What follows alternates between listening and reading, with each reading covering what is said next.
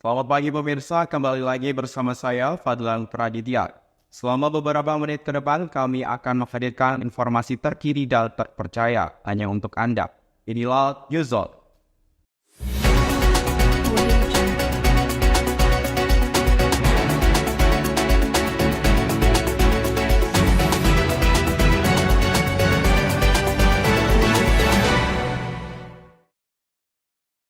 Informasi pertama, Bima Arya hadir dalam skena Jabar 2024 untuk berpamitan kepada masyarakat Kota Bogor.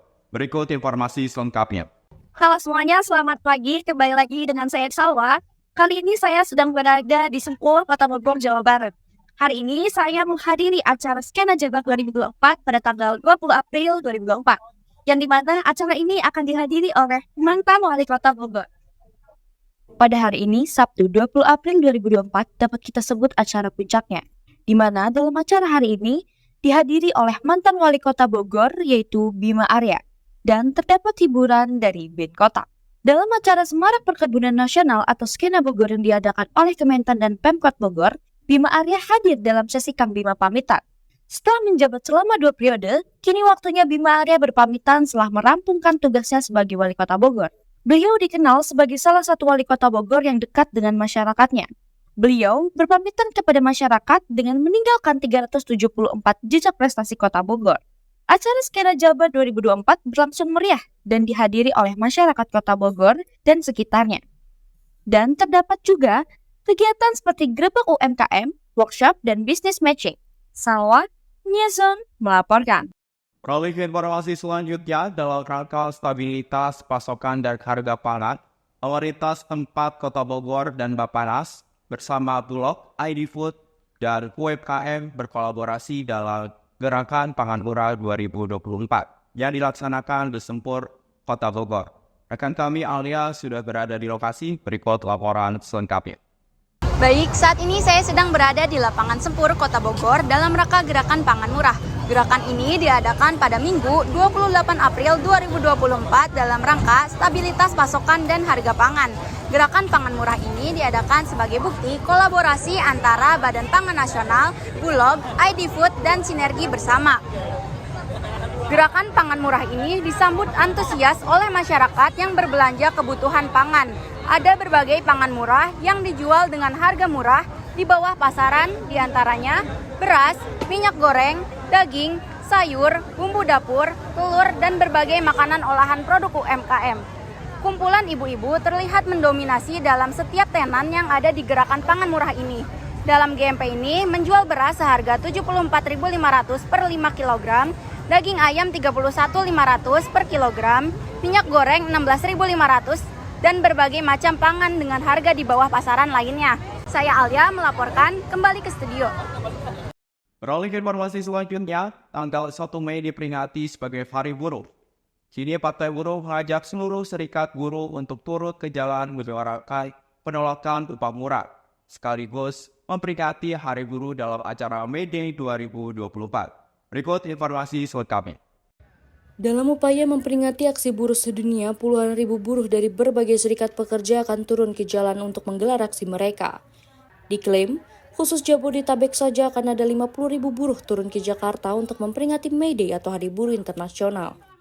Aksi yang berencana awalnya dilaksanakan di Istana Merdeka kemudian dipusatkan di kawasan Patung Kuda, Jakarta Pusat. Ada 2 tuntutan utama yang diserukan. Di antaranya, yang pertama cabut Omnibus Law UU Cipta Kerja dan Hostum. Lalu hapus outsourcing, tolak upah murah. Adapun alasan buruh menolak aturan tersebut, antara lain upah minimum yang kembali pada konsep upah murah, lalu faktor outsourcing seumur hidup. Karena tidak ada batasan jenis pekerjaan yang boleh di-outsourcing, warga dihimbau untuk menghindari kawasan demo buruh hari ini.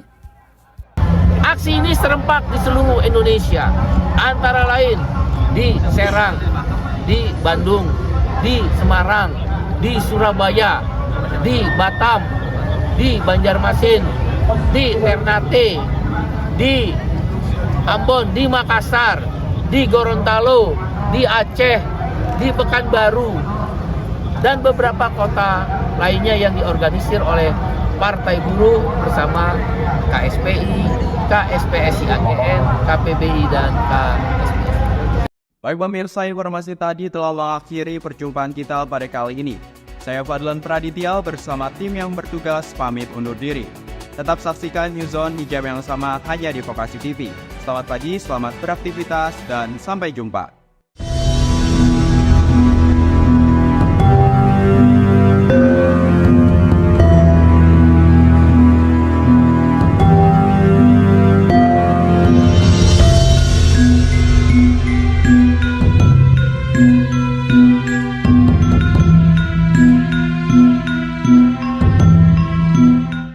Sobat Zone, kali ini kami akan mengajak Anda ke Kelurahan Cipaku yang berada di Kota Bogor. Daerah ini memiliki lembaga tani yang dikelola oleh sekelompok wanita atau bisa kita sebut sebagai KWT Ciriwis. Lalu apa saja komoditas yang ada di KWT Ciriwis dan bagaimana sekelompok wanita mengelola pertanian ini? Berikut informasi selengkapnya. Pemberdayaan perempuan, terutama dalam kelompok wanita tani, menjadi perhatian bagi pemerintah untuk meningkatkan kesejahteraan dan meningkatkan kontribusi wanita dalam pertumbuhan ekonomi melalui pertanian. Kelompok wanita tani, atau biasa disingkat menjadi KWT, merupakan salah satu kelembagaan petani yang memberdayakan peran wanita dalam program pembangunan pertanian. Kali ini, tim New Zone sedang berada di KWT Ciriwis, Kelurahan Cipaku, Kota Bogor, yang dimana dalam KWT ini berhasil memanfaatkan pekarangan rumah menjadi lahan pertanian dengan menggunakan sistem urban farming. Dengan pemanfaatan pekarangan sedang, KWT Ciriwis dapat menerapkan sistem pertanian hidroponik, pot, polybag, tanam langsung, budidaya madu, dan budidaya ikan lele dalam ember atau biasa disebut budidamber. Kali ini, kami sudah bersama Ibu Rosana yang merupakan seorang ibu rumah tangga yang menjadi ketua dari kelompok wanita tani Ciriwis. Kelompok wanita tani Ciriwis ini ada singkatannya ya, Cipaku Rimbun, wilayahnya sejuk. Kami berdiri di sini, KWT ini berdiri pada tahun 2020. Dan kami mendapatkan aspirasi dari APBN pada tahun 2021 dan alhamdulillah sampai saat ini masih berjalan. Idenya pertamanya kita lihat lahan kosong ya, terus kita konfirmasi dengan Bapak RW bagaimana kalau kita bikin kegiatan untuk ibu-ibu daripada kita ngerumpi, lebih baik kita menanam di lahan yang kosong tersebut. Intinya pemanfaatan lahan pekarangan. Komoditas yang utama yang di KWT Ciriwis ini kita terapkan yaitu seperti sayuran cesin, kangkung, bayam, terong, dan tomat. Tapi untuk komoditas yang lain tidak menutup untuk kemungkinan. Kita ingin mencoba misalnya kayak seperti kacang panjang atau ketimun. Sistem penanaman yang kita lakukan selain kita menanam tanaman di demplot, sebagian juga kita tanam di polybag. Ada juga kebetulan waktu bulan Februari kemarin 2023 kita mendapatkan bantuan penanaman hidroponik. Jadi beragam ya, jadi nggak jenuh juga untuk ibu-ibu untuk melakukan. Pertama kali kita memasarkan di lingkungan sekitar kita dulu, baru nanti kita ke RW sebelah. Setelah itu kita ada penampungan penerimaan sayuran dari Apari. Jadi saya menghimbau kepada ibu-ibu biar semangat aja. Harapannya itu aja sih, biar KWT ini tetap bisa kita laksanakan, kita kerjakan dengan santai.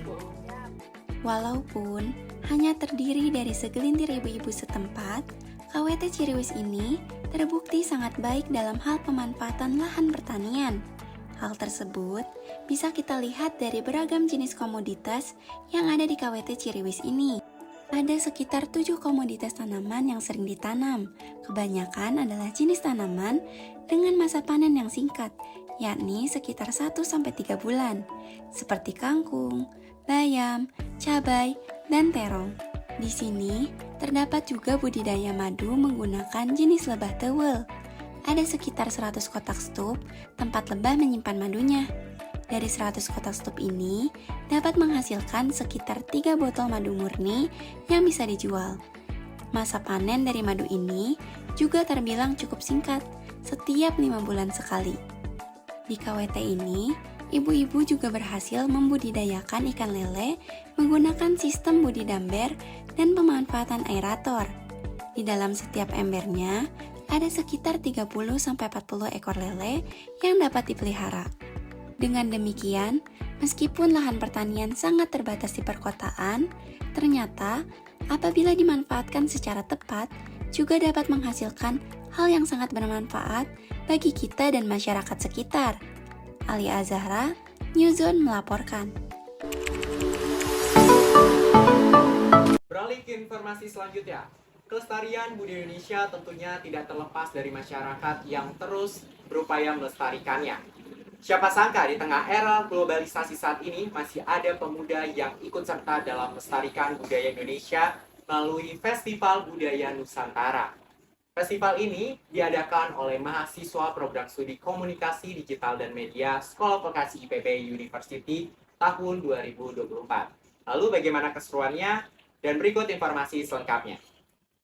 Pemirsa, kali ini saya sudah berada di acara Festival Budaya Nusantara 2024 yang diadakan di alun-alun Kota Bogor. Di acara ini tersedia penampilan setabur budaya dari Sabang sampai Merauke.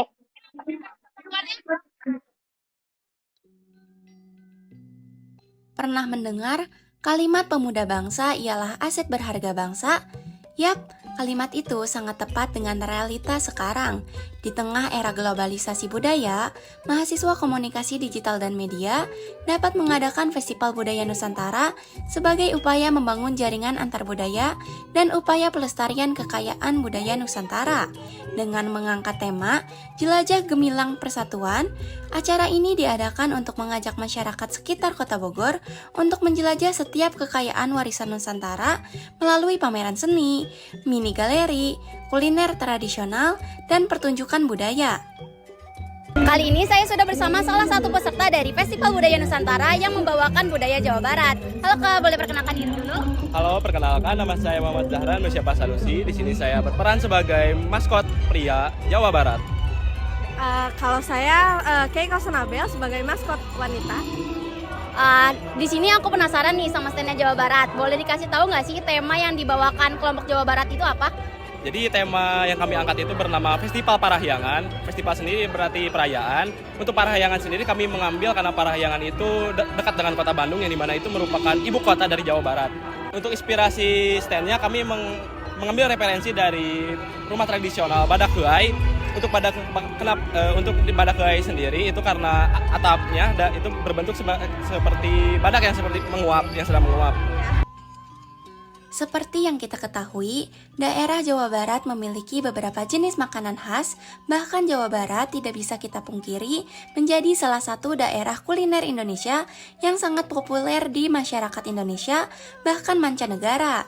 Nah, di stand daerah Jawa Barat kali ini tersaji beberapa makanan khas Sunda nih guys, seperti tutuk oncom, tumpeng, dadar gulung, kue ali, wajit, dan rujak bebek yang langsung dibuat di tempat loh.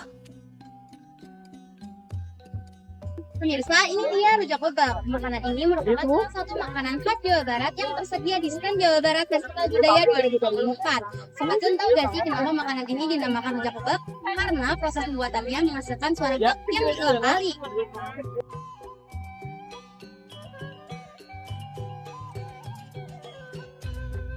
Selain menyajikan makanan khas Jawa Barat, terdapat juga penampilan adat dan budayanya nih Sobat Zon. Pokok, Jawa, kamu yang jadi minantu apa? Kembali pas-pasan oke.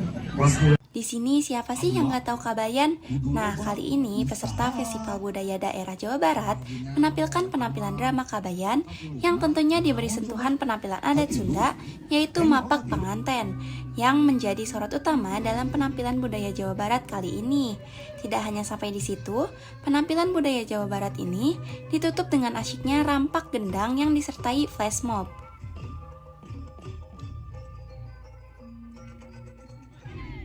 Terdapat juga maskot yang menggunakan pakaian adat pengantin Sunda. Busana dan siger yang digunakan pengantin wanita terinspirasi dari pakaian putri kerajaan Sunda di masa lalu loh Sobat Zon. Selain itu, busana yang dipakai pengantin pria disertai bendo dan keris yang melambangkan kejantanan seorang laki-laki. Gimana pemirsa, menarik bukan? Festival budaya ini merupakan bukti nyata partisipasi pemuda bangsa Indonesia. Maka dari itu, sebagai pemuda, mari kita terus berkarya dan jangan takut untuk ikut berpartisipasi dalam pelestarian budaya bangsa Indonesia. Alia Azahra, Newzone melaporkan.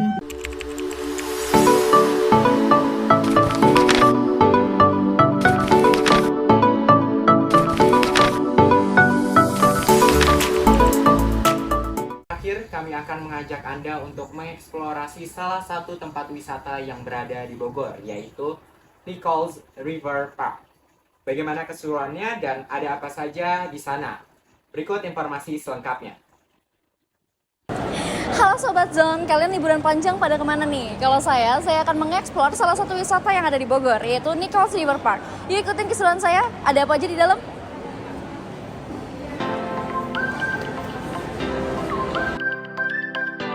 Nichols River Park Bogor ini merupakan salah satu destinasi wisata favorit yang tepatnya berada di Jalan Raya Puncak Cianjur nomor 57, Kecamatan Megamendung, Kabupaten Bogor, Jawa Barat. Nichols River Park ini buka setiap hari dari jam 7 pagi hingga jam 8 malam. Sebelum masuk, kalian jangan lupa untuk membeli tiket terlebih dahulu ya guys. Untuk pilihan tiketnya ada 2 jenis, dan setiap tiket sudah termasuk spot foto dan mini zoo nih Sobat Zone. Bagi anak di bawah 2 tahun atau di bawah 85 cm itu masih free loh Sobat Zone. Lanjut, mari kita masuk. Sebelum masuk ada pengecekan tiket dan tangan kita dikasih cap. Untuk cap warna biru itu untuk jenis tiket reguler, sedangkan cap warna merah itu untuk jenis tiket terusan dengan Castle. Kini kita memasuki area deep sea yang mengambil konsep kapal yang karam di dasar laut, yang disuguhkan dengan miniatur harta karun, gurita, dan ikan paus yang besar, dan menjadi pusat perhatian pengunjung saat memasuki area ini. Beralih ke area selanjutnya yaitu Magic Forest. Ketika kita masuk, kita disuguhkan oleh berbagai miniatur jamur-jamur yang dihiasi dengan lampu-lampu yang cantik. Dijamin suasananya berasa banget di hutan sihir. Lanjut, kita beralih ke spot selanjutnya yaitu Chinatown. Di sini kita dibawa ke suasana Cina Tempo dengan arsitektur Tionghoa yang kental dan dihiasi ornamen berwarna merah. Tentu saja sangat dominan di spot ini. Terdapat banyak spot foto di area Chinatown ini. Pokoknya Sobat Zone harus siapin ruang penyimpanan HP yang banyak deh kalau mau kesini. Untuk kalian para pecinta drama Korea, di Nichols River Park Bogor menyediakan spot foto ala-ala Korean Street juga kok. So, kalian bisa update terus nih di Instagram. Jadi, banyak kontennya. Halo Sobat Zone, kalian pasti gak asing lagi dong dengan latar di belakang saya ini? Yap, betul banget. Kali ini saya sedang berada di spot Santorini ala-ala Yunani. Yuk ikutin!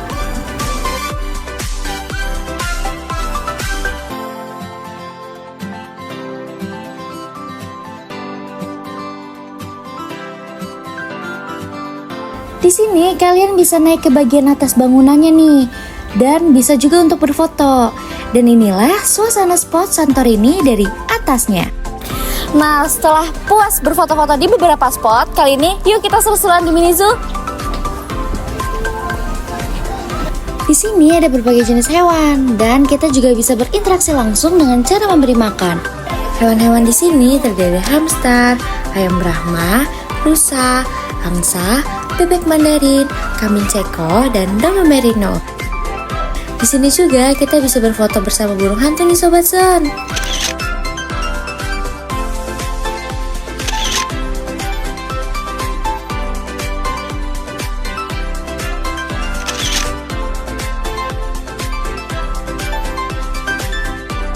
Lanjut kita masuk ke area Castle yang vibes-nya sangat berbeda banget nih. Atmosfer negeri dongeng dapat kalian rasakan saat memasuki area ini. Setiap sudutnya sangat estetik, sampai kalian bakalan dibuat bingung mau foto sebelah mana. Untuk mendukung tampilan saat berfoto, kita juga bisa sewa kostum dengan biaya sewa 40.000 nih Sobat Zone. Nah Sobat Zone, kali ini saya sudah berada di bangunan utama dari Castle, yaitu Dragonborn Castle. Yuk ikutin keseruan di dalam.